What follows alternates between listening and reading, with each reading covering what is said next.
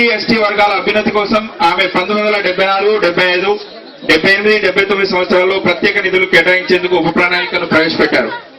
కానీ అనేక సందర్భాల్లో ఈ ఉప ప్రణాళికలను అమలు చేయడంలో ఉద్దేశించిన ఫలితాలు, ఆశించిన మేలు జరగాల్సిందంత జరగలేదని, ఎస్సీ ఎస్టీ వర్గాల కోసం ఇందిరమ్మ కన్న కలలు ఇంకా నెరవేర్చాల్సిన ఆవశ్యకత ఉందని జాతీయ స్థాయిలో శ్రీమతి సోనియా గాంధీ గారి నేతృత్వంలోని జాతీయ సలహా మండలి కూడా గుర్తించింది. ఈనాడు ఇందిరమ్మ కళను మనం నిజం చేసుకోగలిగాం అని మీకు చెప్పేందుకు నేను చాలా సంతోషిస్తున్నాను, గర్వపడుతున్నాను. ఇందిరమ్మ ఆనాటి కళలను ఈనాడు నిజం చేసింది మనం ప్రవేశపెట్టిన ఆంధ్రప్రదేశ్ ఎస్సీ ఎస్టీ ఉప ప్రణాళిక చట్టం 2013. ఈ చట్టాన్ని తీసుకురావడానికి ఉప ముఖ్యమంత్రి శ్రీ దామోదర నరసింహ గారి సారథ్యంలో ఒక మంత్రివర్గ ఉపసంఘాన్ని ఏర్పాటు చేశాం. ఈ ఉపసంఘం పలు జిల్లాల్లో పర్యటించి అందరితో చర్చించి క్షుణ్ణంగా అధ్యయనం చేసింది.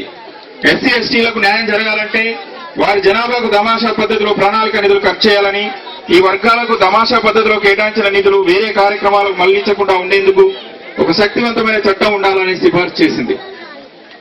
నేను కూడా ఇందిరమ్మ బాటలో రాష్ట్రంలోని మారుమూల గిరిజన గూడాలు, ఎస్సీ పల్లెల్లో పర్యటించినప్పుడు వారికి ఇతరులకు మధ్య ఉన్న అభివృద్ధిలో గల వ్యత్యాసాలను గమనించి ఇవి పూర్తిగా తొలగించాలంటే ఉప ప్రణాళికకు చట్టబద్ధత తీసుకురావాల్సిన అవసరం ఉందని అసెంబ్లీ ప్రత్యేక సమావేశాన్ని నిర్వహించి ఇందిరమ్మ కళలు నిజం చేసే చట్టాన్ని తీసుకువచ్చాను.